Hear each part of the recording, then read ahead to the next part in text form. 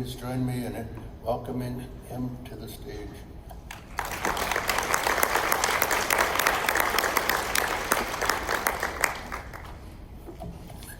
Well, good morning, everyone.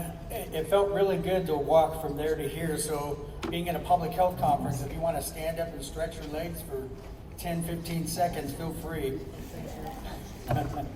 Get your blood moving. I know we're getting close to lunchtime. We're in the home stretch here.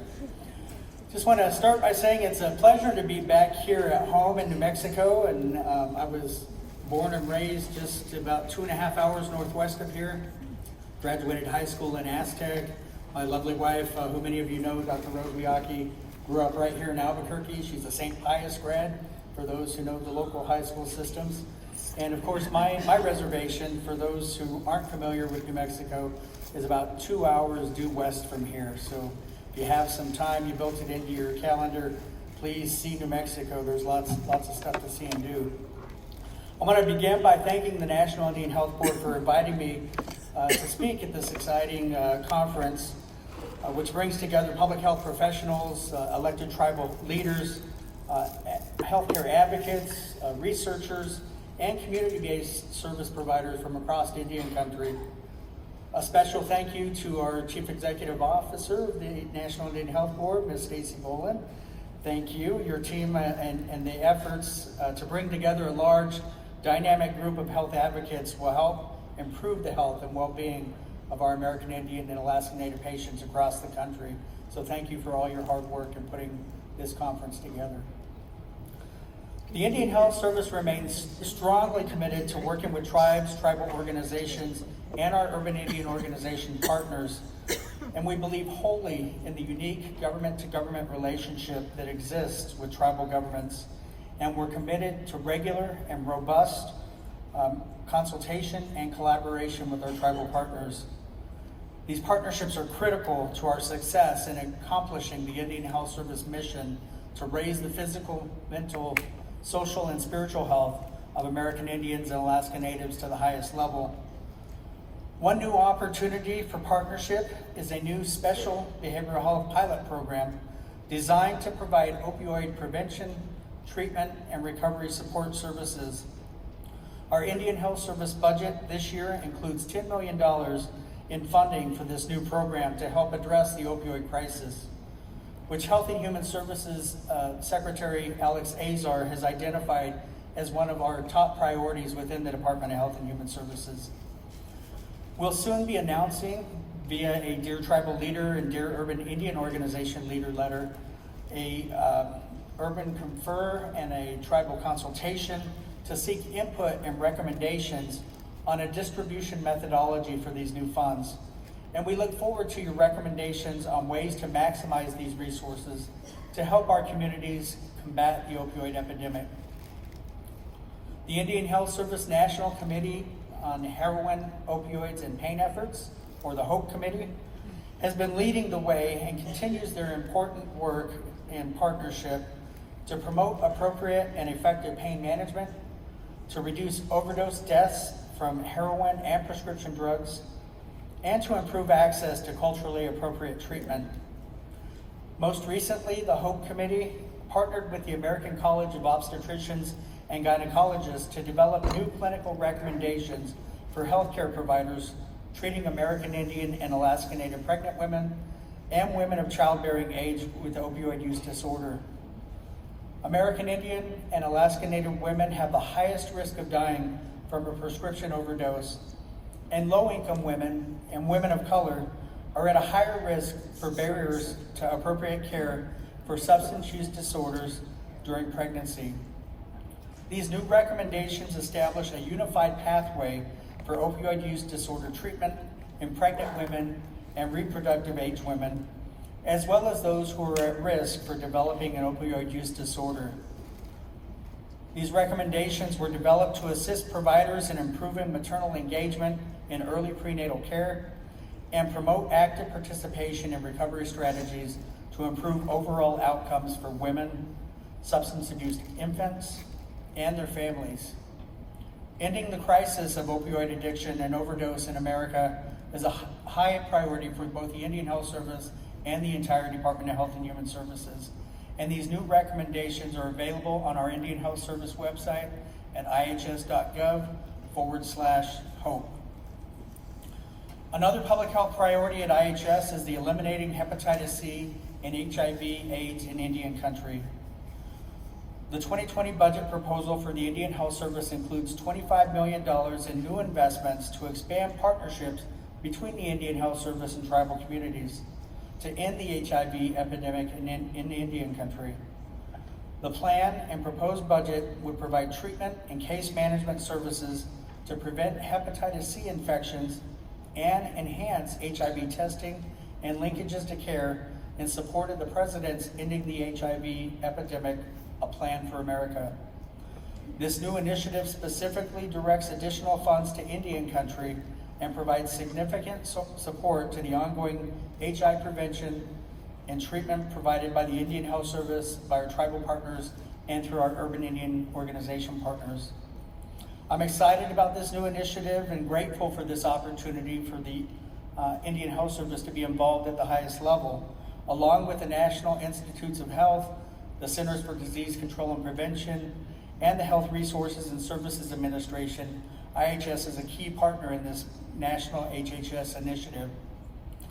In partnership with American Indian and Alaska Native communities, we can end the HIV epidemic in Indian country by strategically focusing our resources on those communities that are most impacted. At IHS, we're not just waiting for this new initiative to be funded, which has been proposed for the 2020 budget, but we're also moving forward with efforts under the Secretary's Minority AIDS Initiative funding.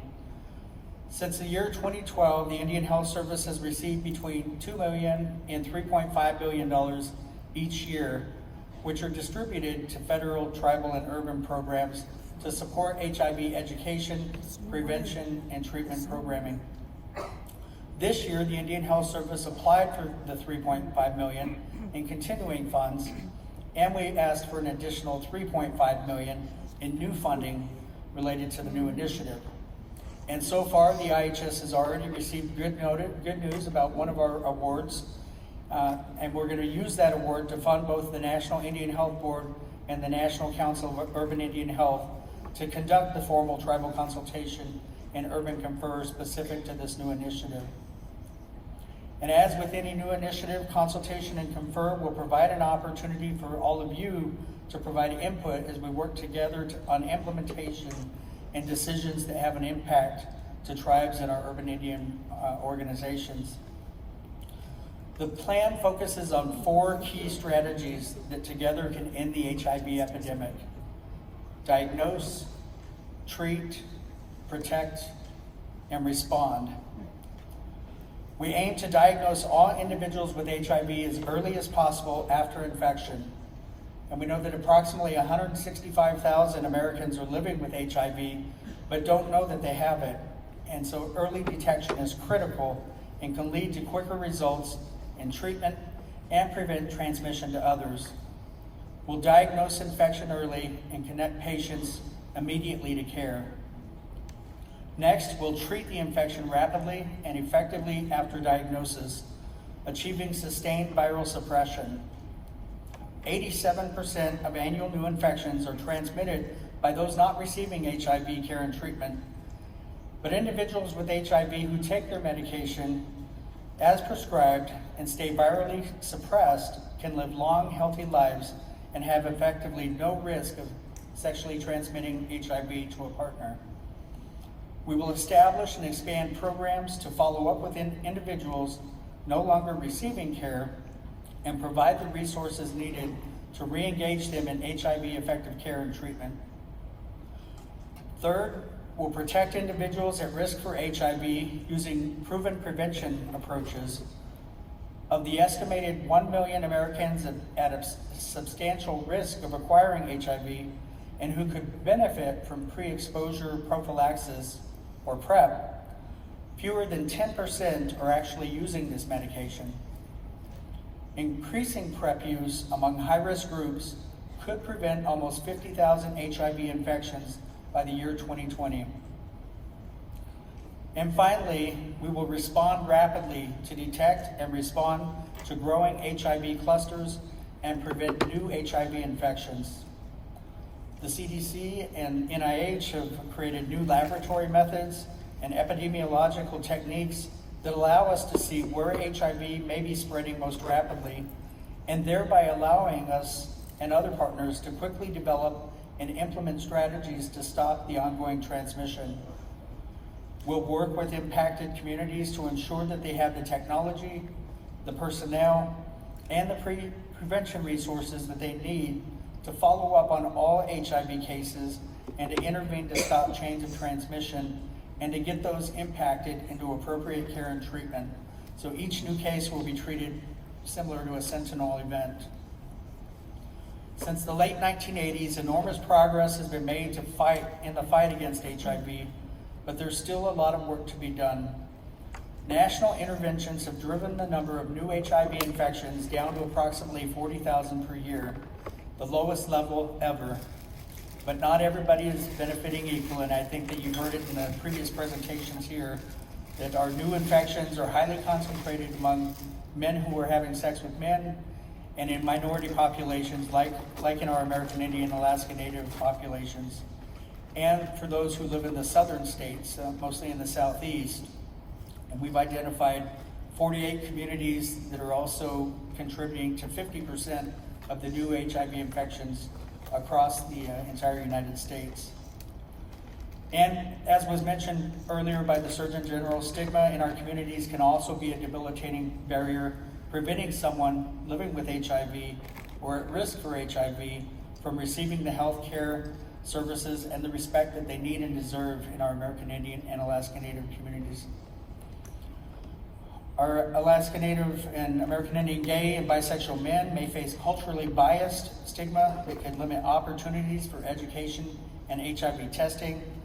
And this initiative will continue to create environments in which all people, no matter their cultural background or risk profile, will feel welcome for prevention and treatment services.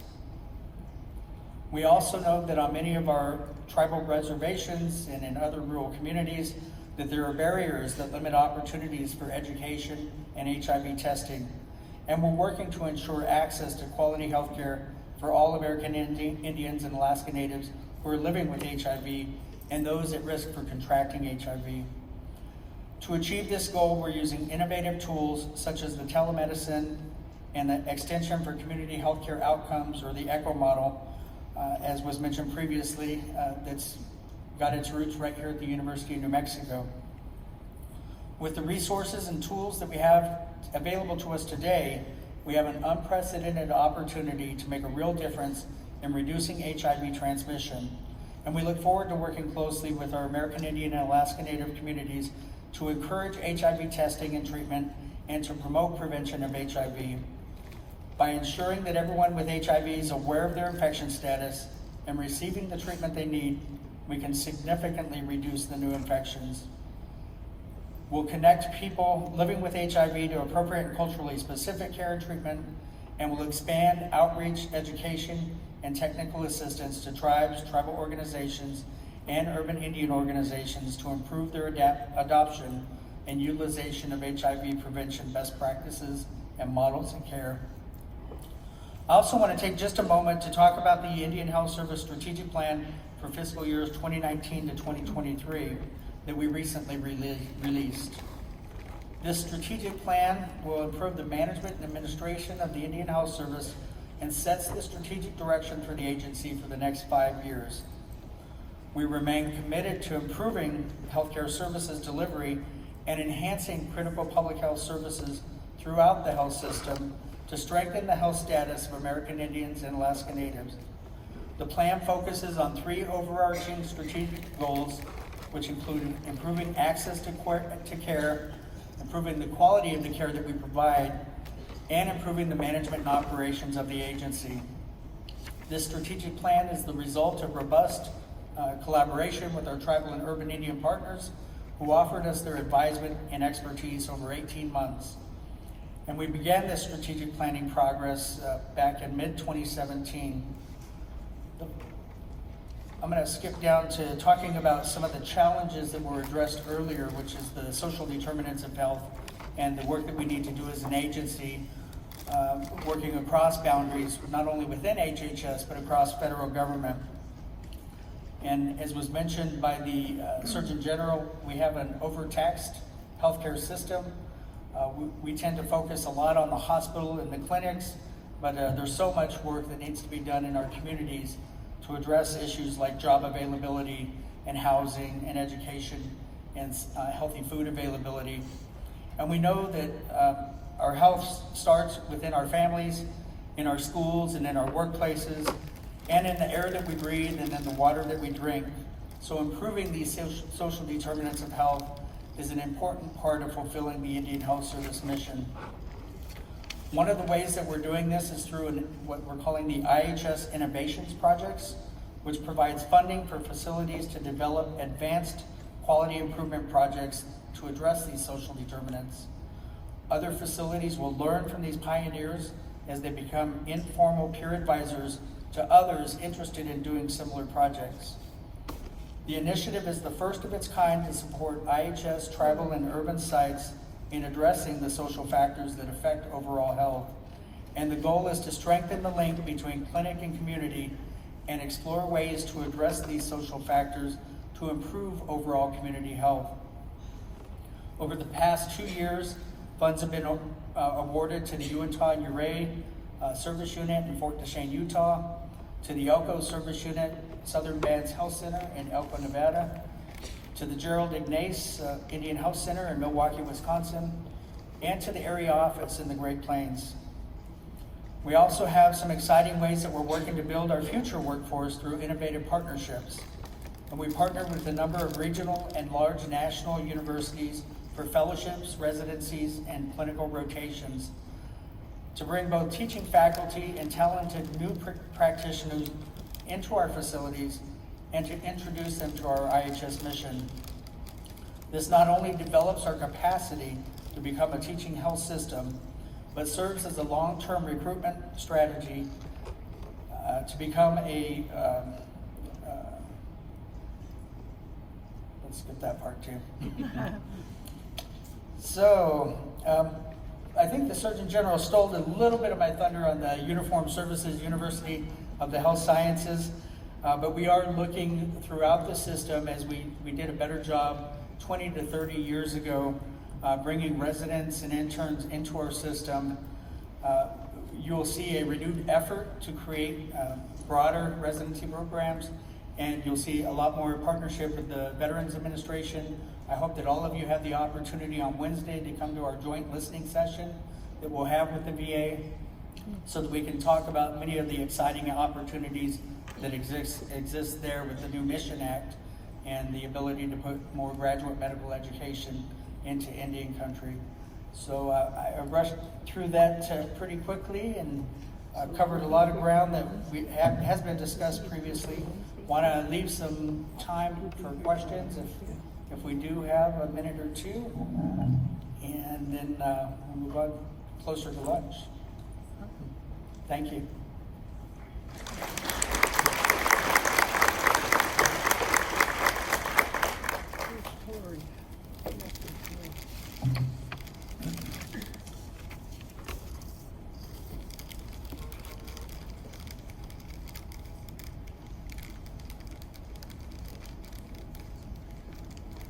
The chairman wasn't lying when he said that the lights were very bright right here.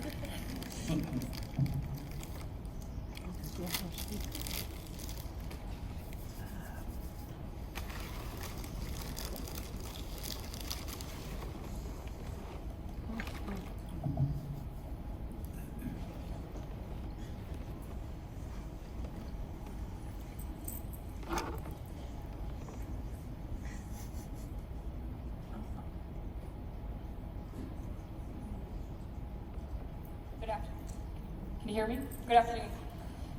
Great presentations, thank you for your time, but my question is, when you're talking about the health priorities, so my question is, what is the health priority of keeping our children safe? Because I have not heard anybody speak about the documentary of Predator on the Reservation that was aired in February. As you all know, that Patrick Weber was a commissioned officer, pediatrician that worked in IHS, who raped young boys in Montana and South Dakota, and he got away with it for so long. Ron Keats is another IHS commission officer in back then the Aberdeen area who had child pornography on his government computer. So right now, I feel that there is a new generation of historical trauma, and therefore you have the opioid addictions as well as your other substance use. These young men, they could have been the next council members, teachers, doctors, lawyers, but instead, Project Rubber stole their innocence and made them victims. Dr. Adams had talked about the power of prayer, and today I ask everyone to keep these innocent victims in their prayers because they had their innocence stolen. So my questions are, what has been done to enhance the background investigations to keep our children safe? What is going to be done to rebuild the trust between the Commission Corps and the tribal communities and rebuild the trust with the IHS and the tribal communities? And what is being done for these victims to heal? Because during my 11 years in Indian Health Service, not once have I heard an public apology to our tribal communities. What are we going to do to keep our children safe? Because right now, the system's failing them. Yeah. Thank you for your comprehensive question, and we will be announcing today, and it may already be announced, it was scheduled for 2 o'clock, the new medical quality assurance review vendor that the Indian Health Service will be contracting with to conduct an extensive external review going all the way back to the beginning of Dr. Weber's tenure of 1986. So it'll be a 33-year retrospective review of his tenure to look at where the missed opportunities were and to really learn from this situation. I personally made trips to both Blackfeet and to Oglala Sioux to meet with the tribal councils to extend my direct personal regrets for the fact that this occurred. And granted, this is not something that many of us were around for when it actually occurred, but it is our responsibility now that we are aware of it to make sure that we move forward in the best way possible for our patients. It is, of course, one of our key responsibilities to protect the health and safety of not only our patients, but their families and our staff members. And so that's something that I take of extreme importance. One way that we're going to do this is to change the culture of the agency to one that does not fear identifying when there's a problem that needs to be addressed, especially when that problem is something of a criminal nature and involves something so drastic as what Dr. Weber did in abusing and exploiting children. So you'll see a lot of emphasis on creating a just culture and really celebrating when our employees identify things that need to be rectified, and then enabling us to dedicate the resource necessary, whether that's money or time and attention of staff. In addition to the work that the agency is doing internally, and that's just a brief overview, we've also got new policies that have been put in place, new credentialing software system that will enable us to have more transparency into the credentials and the practice history of our providers. We also have the Department of Health and Human Services Office of Inspector General, who is conducting a review of their own to review all of the actions that the agency has taken to date and to determine whether or not they're acceptable or if more needs to be done. And just recently, the White House announced the creation of a President's Task Force on protecting Native children in federal systems, including the Indian Health Service. And I think that to get to the part of your question where you're asking about what's being done to improve the background investigation process, there was a lot of emphasis on the background investigation process after 9/11 happened. And I think that this presidential task force is going to be another factor that they will be taking into account, or how the background investigations are taking place. I hear from many tribal communities that it takes way too long, that they're costly, and that we need to figure out something else to do. And so there's already been proposals made to centralize or consolidate this function. Maybe have the FBI or the DOD do all of it instead of having it split up between the Office of Personnel Management and DOD and FBI. So those types of conversations are underway. We can't say enough how tragic this is for those young men, for their families, and for the communities of Oglala and Blackfeet. And it's also devastating for us as a system as we work hard to try and attract and recruit providers and others into our system to come and work with our communities who are very needy. So the work will be ongoing as we have these various reviews underway, and appreciate you bringing that to this forum so that we can discuss in light of the presentation that Dr. Warren just gave about the dire importance of us doing things in a trauma-informed manner, taking into account our history and the situations that we've been placed in as Indian people. So thank you. Time for one more? One more, I'm told.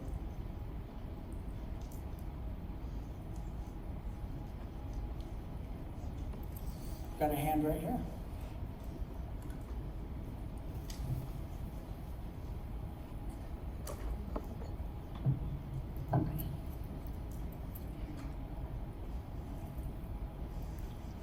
My name is Rosemary Tongarok. I want to thank you all for your comments. I do have some problems with it because waiting for more resource or task force shouldn't be waited. We need to initiate actions now on protection. But my question is, how can we improve care to our region when we have the hardships to provide services to our villages with the fragmentation of our resources being cut to the extreme as they travel through the federal, state, and region? Sometimes in our village, we only get to provide an email as a posting to respond to the public service announcement.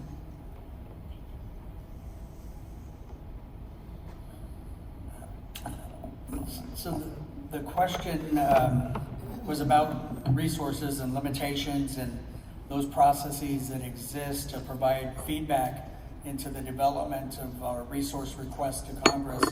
And I think that those are systems that can always be improved. That's something that I've been working on a lot, is how we communicate as an agency. And some of these things we have control of and others we don't, but I'm glad that we have congressional stakeholder representation in the room as well. One of the things that we talked about a lot in the last few months has been the impact of the 35-day government shutdown, not only when it was going on, but the impacts on our budgeting process, so that the timelines have all been compressed. We received our federal budget late. That required that we send money out incrementally, and that's not an ideal situation. So I think a lot of the discussions that I've heard from tribal leaders advocating for advanced appropriations so that we receive funding a year in advance and that we won't be impacted by things like government shutdowns or sequestrations, get the same treatment as the Veterans Administration, who also sees patients. So I've been doing a lot of discussion internally with our stakeholders at the Office of Management and Budget and ASFR about VA parity in a number of different fronts. But how much fervor I'm hearing from our tribal leaders about the need for advanced appropriations. And when it comes to our tribal consultation processes, we do anticipate in this year opening up a consultation on our consultation process.